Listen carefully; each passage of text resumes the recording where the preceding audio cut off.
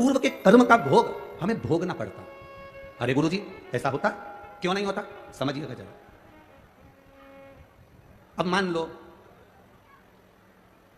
समझ लो कि यहां पर कथा में यहां बहुत सारे लोग आए हैं, एक समझना बहुत अच्छी तरह से, एक कथा में बहुत सारे लोग आए और कोई मान लो वो दादा जो चश्मे वाले बैठे हैं डब्बे से टिक के सफेद कलर का कपड़ा पहनकर, हाँ हम इन्हीं की कह रहे हैं, इनको भी टीवी पे दिखा देना जरा। मान लो ये दादा चश्मा पहनकर और सफेद कपड़ा, अब समझना सफेद कपड़ा पहनकर बैठे हैं, ठीक है, समझ लो जरा, ये सफेद कपड़ा पहनकर बैठे और हमने इनसे कहा दादाजी, अब हम इनसे कहें जरा समझना कि दादाजी हमको थोड़ा सा धन की जरूरत है, तुम हमको 10,000 रुपये दे सकते हो। दादाजी ने कहा हाँ महाराज जी हम 10,000 रुपये तुमको दे देंगे, तुम लौटाओगे कब? हमने कहा दादाजी हम तुमको कल दे देंगे, ठीक है, जरा समझना बहुत अच्छे से। दादाजी ने हमको 10,000 रुपये दिए और हमने ले लिया। अब दादाजी कल आज सफेद शर्ट पहन कर आए हैं, कल लाइनिंग वाली नीली शर्ट पहन कर आ गए, ठीक है।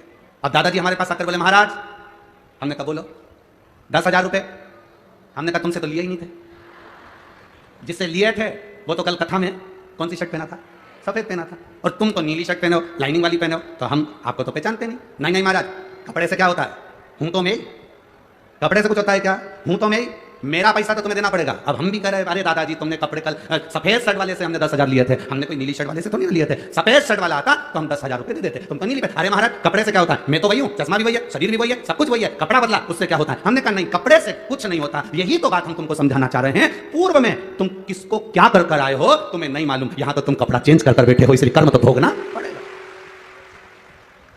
ये कपड़ा तो हम कितनी बार चेंज कर चुके, 84 लाख योनियां हमने ये कपड़े चेंज करे हैं। कभी हम पशु बनकर जन्मे, कभी पक्षी बनकर जन्मे, कभी जलचर बनकर जन्मे, कभी थलचर बनकर जन्मे, कभी किसी चोले में आ गए, कभी किसी चोले में आ गए। ये चोला, ये कपड़ा तो हम कितनी बार बदल चुके, पर हमने जो पूर्व में करा, ये आत्मा थोड़ी ना बदलती है, आत्मा बदलेगी।